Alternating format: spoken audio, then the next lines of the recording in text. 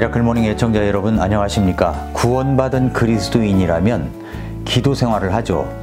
기도하면 응답되어져야 하는데 그 기도한 제목들이 응답이 지연되거나 응답이 안 되는 것처럼 느껴질 때가 있습니다.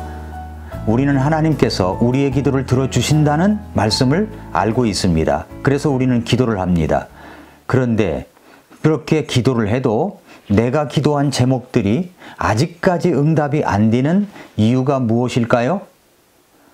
여러 가지 이유가 있겠지만은 기도 응답이 지연되는 이유 5가지만 먼저 살펴보겠습니다. 빌립보서 4장 19절에 이렇게 말씀했습니다. 오직 내 하나님께서 그리스도 예수님을 통해 영광 가운데서 자신의 부요하심에 따라 너희의 모든 필요를 공급하시리라. 하나님은 우리들의 필요를 아시는 분이십니다. 그뿐만 아니라 하나님은 여러분의 모든 필요를 공급하시는 분이십니다. 우리가 우리의 모든 필요를 공급하시는 하나님께 기도하고 구하면 저와 여러분의 필요를 우리 하나님께서 우리에게 공급하십니다. 우리는 그 약속을 믿습니다. 그런데 우리가 기도하다 보면 기도 응답이 안 된다고 느껴질 때가 있습니다. 기도 응답이 너무 늦다고 생각될 때가 있습니다. 그렇다면 오늘 이 시간은 기도 응답이 더딘 이유 무엇 때문인가 5가지만 살펴보겠습니다. 첫째로 우리의 불순종으로 인해서 지연될 수가 있습니다. 응답이 안 되는 것이 아니라 지연될 수가 있습니다. 시편 81편 10절과 12절에 보니까 나는 너를 이집트 땅에서 데리고 나온 주 네 하나님이니 네 입을 크게 열라 내가 그것을 채우리라. 그러나 내 백성이 내 음성에 귀를 기울이려 하지 아니하였고 이스라엘이 내게서 아무것도 원치 아니하였도다. 그러므로 내가 그들 마음의 정욕에 넘겨주매 그들이 자기들의 계획 안에서 걸었도다 라고 이야기했습니다. 자, 이 말씀 속에서 우리가 알 수 있는 것은 하나님은 우리의 필요들을 간절히 채워주기를 원하신다는 것, 또 하나님이 그 필요를 채워주는 일을 지연시키는 이유를 분명하게 말씀하시고 있습니다. 네 입을 넓게 열면 내가 채우겠다고 말씀하셨습니다. 그런데 왜 그것이 안 될까요? 왜 채워지지 않을까요? 하나님께서는 그들의 필요를 채워주기를 원하셨습니다. 하나님은 그들의 입이 활짝 열리고 가득 채워지기를 원하셨습니다. 이것은 그들의 식량의 필요를 채워주고자 하시는 하나님의 간절한 마음을 표현한 것입니다. 한 걸음 더 나아가 그들의 모든 내적 필요들까지도 채워주기를 원하시는 하나님의 마음까지 표현한 것입니다. 그렇다면 그들의 필요 충족을 지연시킨 것이 무엇 때문이라고 했습니까? 그것은 바로 하나님을 거부하고 원치 않았다고 그랬죠? 거부하고 그분의 말씀에 음성을 귀 기울이지 아니하고 아무것도 하지 않으려고 하기 때문이었습니다. 다시 말해서 그들의 불순종 때문이라고 했습니다. 불순종은 기도 응답을 지연시킵니다. 그 다음에 2번째, 의심하면 응답이 지연됩니다. 야고보서 1장 5절부터 8절에 보니까 너희 중에 어떤 사람이 지혜가 부족하거든 모든 사람에게 너그러이 주시고 꾸짖지 아니하시는 하나님께 구하라. 그러면 그분께서 그것을 그에게 주시리라. 그러나 그는 믿음으로 구하고 어떤 일에도 흔들리지 말라. 흔들리는 자는 마치 바람에 밀려 요동하는 바다 물결 같나니 그 사람은 자기가 주께 무엇을 받으리라고 생각하지 말라. 두 생각을 품은 사람은 자기의 모든 길에 안정이 없느니라 라고 말씀을 했습니다. 이 말씀에서 중요한 원칙이 하나 나오는 것을 발견할 수가 있습니다. 그것은 의심하면 응답을 받지 못한다는 것입니다. 믿음 없이 간구하는 사람은 그 구한 바를 받지 못할 것이라는 하나님의 원칙이 매우 분명하게 진술되어 있습니다. 내가 구하는 것이 의심적인 간구인지 믿음의 간구인지를 생각해 보라는 말씀입니다. 그 다음에 이제 3번째, 사람이나 하나님을 내 생각대로 조종을 하려고 하면 응답이 지연될 수가 있습니다. 조종한다는 것은 문제를 혼자서 움켜쥐고 자신의 노력으로 다른 사람들을 통제하여 원하는 바를 이루려고 애쓰는 그런 경우를 말하는 것이죠. 예를 들어서 대언자이자 대제사장인 사무엘은 사울을 이스라엘의 첫 번째 왕으로서 세우면서 그의 권세에 엄격한 제한이 있음을 분명히 말해 주었었습니다. 하나님께 제사를 드리는 일은 여전히 대제사장인 사무엘의 책임이자 권한이었습니다. 그러나 사울이 왕위에 오른 지 해가 조금 지난 어느 날 사울은 아들 요나단과 함께 3천 군사를 거느리고 블레셋과 싸우러 이제 전쟁터에 나갔습니다. 블레셋 군대는 3만의 전차와 6천의 기병과 무수한 보병을 이끌고 나왔습니다. 이스라엘은 수적으로 완전히 열세였습니다.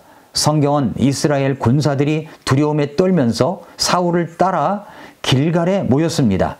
분명히 사울은 사무엘을 길갈로 오게 해서 하나님께 희생 업무를 드리고 이 문제를 갖고 하나님께 묻기를 원했습니다. 하지만 7일째가 되어도 사무엘은 도착하지 않았고 군사들은 죽음의 공포에 덜덜 떨면서 사울의 지도력에 의문을 제기하기 시작했습니다.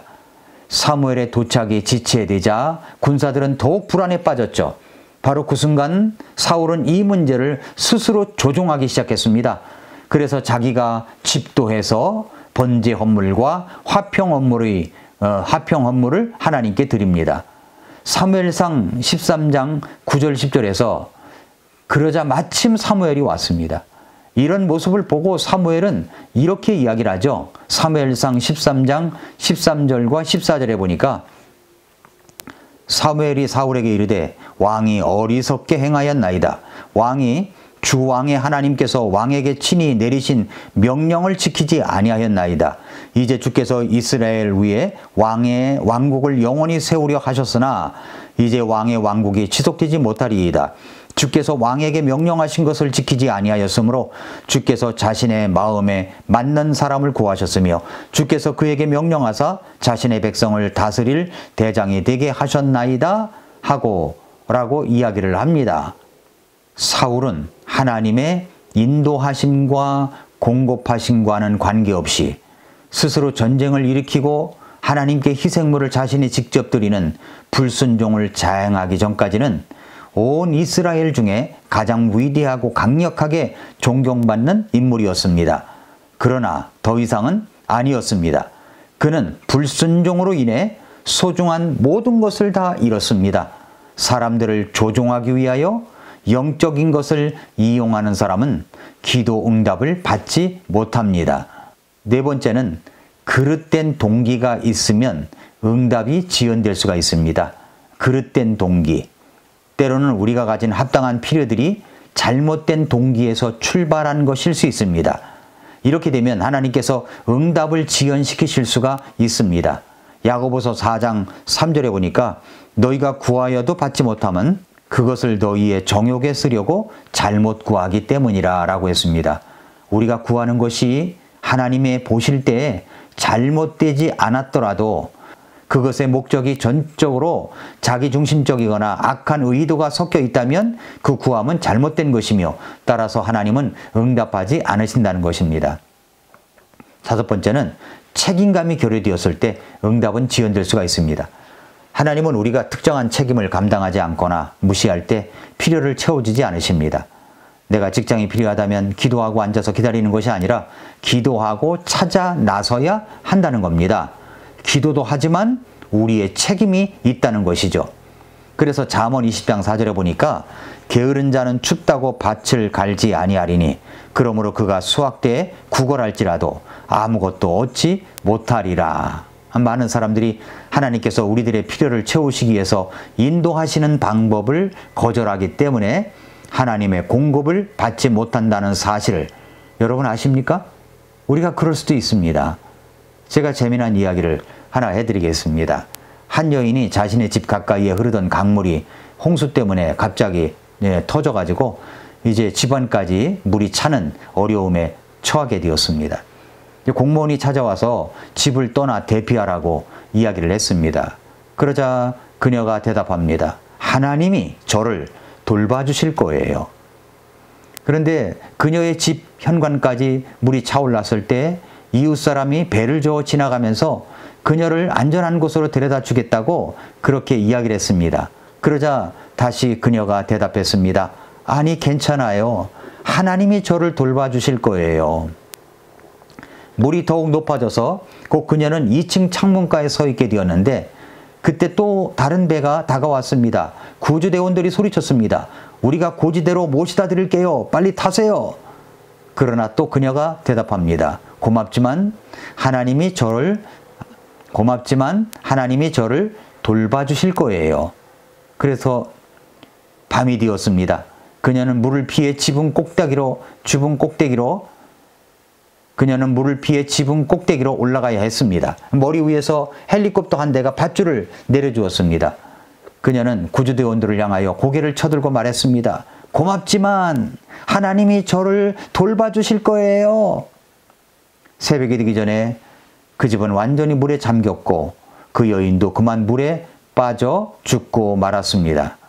천국에 들어간 그녀가 주님께 항의하듯이 물었습니다. 주님, 왜 저를 구해주시지 않았어요? 저는 계속 온 마음을 다해 주님을 의지하고 있었단 말이에요. 그랬더니 우리 주님이 대답하셨습니다. 그게 무슨 말이냐? 나는 네게 경고를 1번 보냈고 배는 2번 보냈고 헬리콥터도 1대 보냈는데, 이게 만들어진 이야기지만 이 이야기는 주변에서 여러분에게 오는 도움을 거절하지 말라는 것입니다. 그것이 하나님의 손길일 수가 있다는 거죠. 여러분의 자존심 때문에 수치가 된다고 생각되기 때문에 도움의 손길을 마다하지 말라는 것입니다. 하나님은 그런 손길을 통해서도 우리에게 응답을 주십니다. 사랑하는 성도 여러분, 애청자 여러분, 우리가 기도하면서 혹 응답 장애물을 설치하고 기도하지는 않는지 점검해 보아야 합니다. 우리 하나님은 자기 아들을 아끼지 아니하시고 우리를 위해서 모든 것을 다 주셨던 분이십니다. 그러므로 우리가 구하고 찾고 두드리면 우리 하나님은 주실 것이고 찾을 것이고 열어 주실 것입니다. 가장 좋은 것을 주시려는 우리 하나님께 구하십시오. 찾으십시오. 그리고 문을 두드리십시오. 하나님은 반드시 주실 것입니다. 응답해 주실 것입니다. 아침마다 새롭다. 오늘도 미라클 모닝입니다.